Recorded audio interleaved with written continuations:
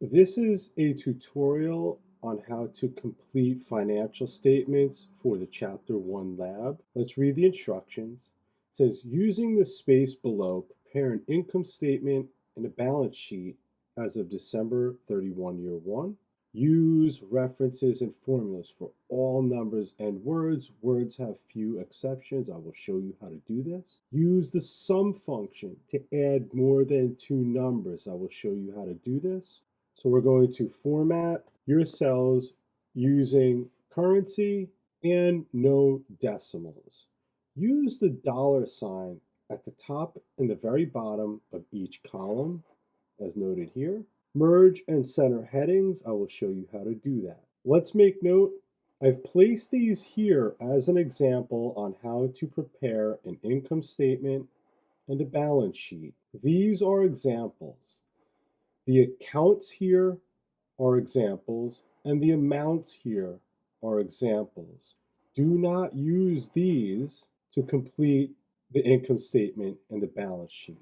Only use these items here in the data cells. First, we're going to complete an income statement. Now let's make note.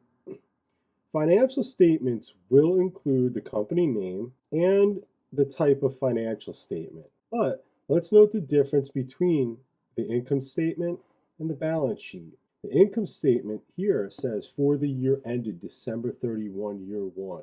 This is because revenue and expenses represent a time period, whereas balance sheet only represent a point in time. So the first thing we want to do for the income statement is enter the heading revenues.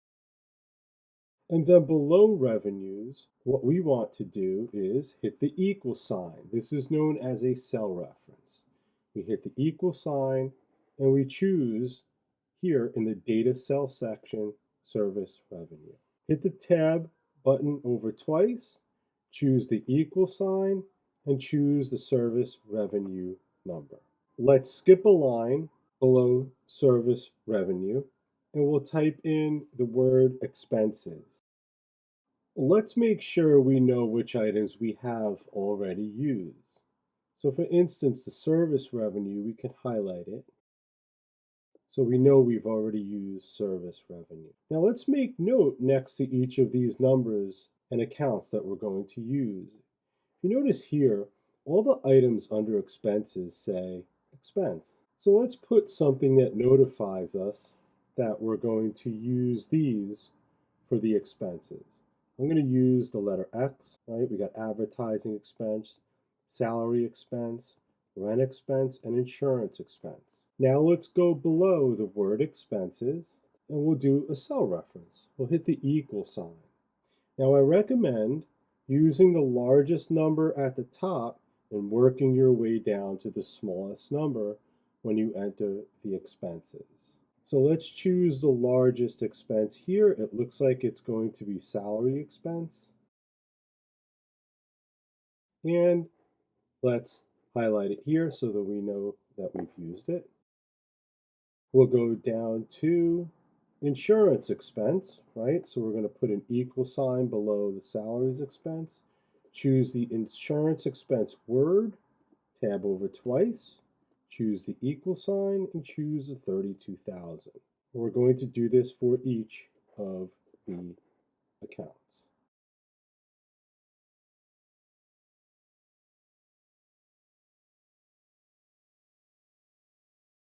Now the next thing we want to do is type in the words total expenses. We're going to tab over twice beneath all of the expenses. We're going to go to the ribbon, make sure you're in the home section, and we'll choose auto sum. Hit enter, and it summed up all of your numbers for you. The next thing we want to do is type in the words net income. Tab over twice. Now here, you're going to use a cell reference to create a formula subtracting the total expenses. We're going to hit the equal sign, choose 190,000, hit the minus sign, choose the 154, and hit enter. And that gives us our net income of 36,000. Now we need to format this. So we want to make the headings bold. So let's choose revenues. We're going to hit the B, or the font section. And what you can do now is you can go over to this little paintbrush. Let's double click it and we'll choose expenses and net income. And we'll go back up to the paintbrush. We'll hit it again to release the format. Now we also need to indent the service revenue, the expenses, and the total expenses in the way that we have it here. So you could choose service revenue, hold down the control or command button. I'm on a Mac, so I'm going to hit the command button, and then I'm going to highlight all of these. Then we'll go up to the formatting section in the top here, and it will look different if you're using a PC. I'm using a Mac, but the items look very similar. So you'll see that you'll have lines with arrows to decrease an indent or increase an indent. Here we want to increase the indent. We're going to increase the indent once. Then let's just choose the total expenses and we're going to indent it one more time. Okay? So here we have one indentation and one that brings it a little bit further over. Now we need to add dollar signs and lines to each of these. So let's go to the 190 here, and we're going to use the currency format for all of these. So let's highlight all of the numbers. We'll go up to the numbers section. Again, this will look slightly different if you're using a PC. And make sure you look for more number formats, and we're going to choose currency. We do not want decimal places, and leave the symbol out for now.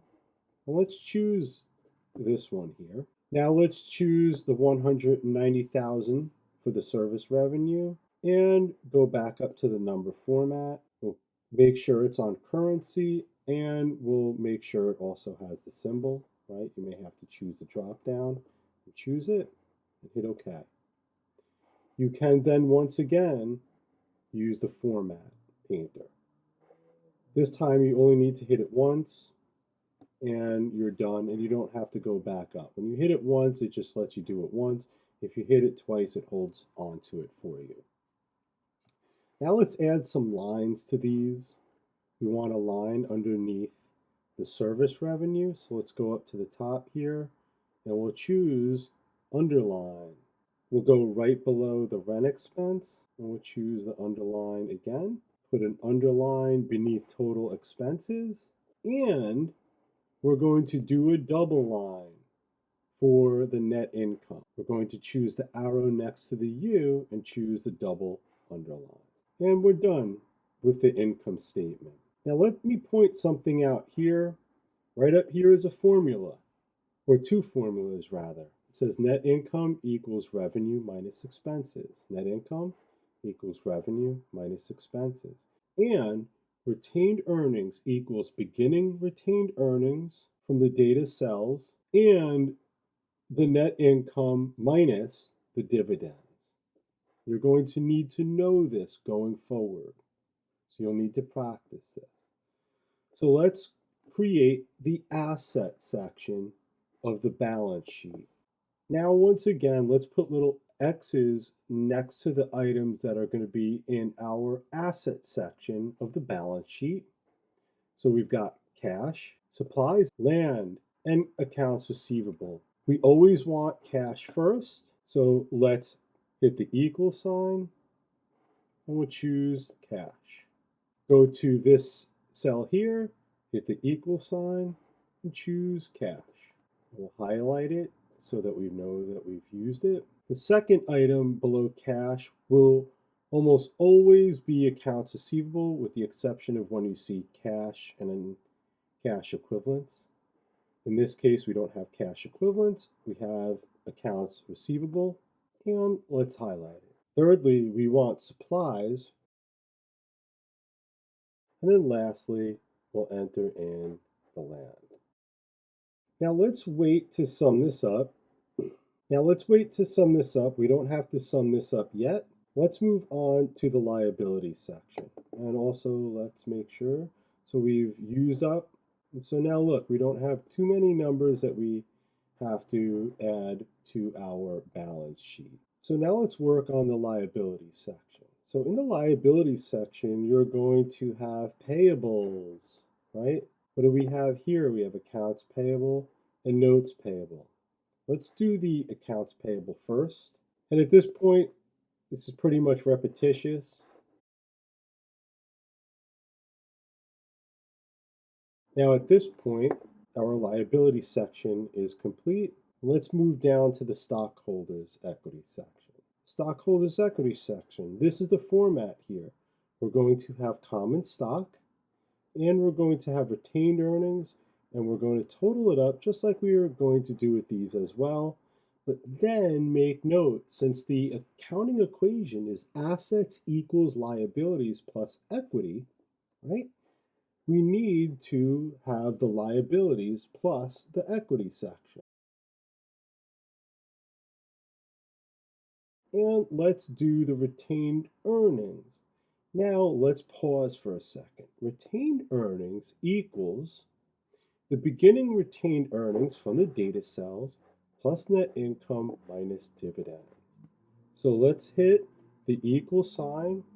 We're going to choose the retained earnings name, tab over, hit the equal sign again, choose the retained earnings number, choose the plus sign, choose net income. You always need to go to the income statement to get this number. Choose the net income number, choose minus, and then choose the dividends amount and hit enter. All right, and we can finalize this. We've used everything in this section. So now we're essentially at the point where we need to format this. So let's do one thing first. There's a pretty large gap in between here. Let's get rid of maybe three of the lines for now, right? You do that by choosing the numbers on the left-hand side so that they're all highlighted. You right mouse click and you choose delete. Now we're going to sum up the stockholders equity section first. And the reason is we want to make sure that these two line up. We're going to use the sum function or the auto sum function. Make sure it's highlighting both of these numbers. We could now do the asset section. So let's type in total assets. And at this point in time, you know the answer needs to be on this side after you add your liabilities and your equity. Why? Because assets equal the liabilities plus equity. So the total liabilities and stockholders' equity will need to sum up to 196,000. So now let's include the total for the liabilities. And let's type in total liabilities and stockholders' equity. Choose the equal sign, click on the amount for total liabilities, hit the plus sign, and choose 140,000, and we equal. So at this point, we know our numbers are correct, and we need to just do some formatting. So let's first format the names. Now let's complete the formatting for the rest of this.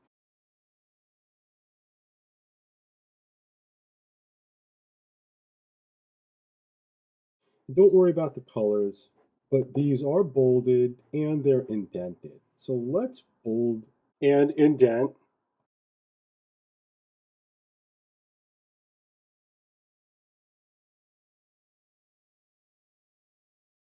Now let's make sure everything that needs to be underlined is underlined, anything that needs to be bolded is bolded, and we will add the dollar signs for the remaining items.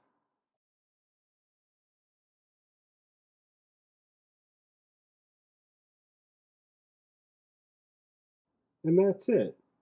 So our balance sheet is now complete as well. Good luck.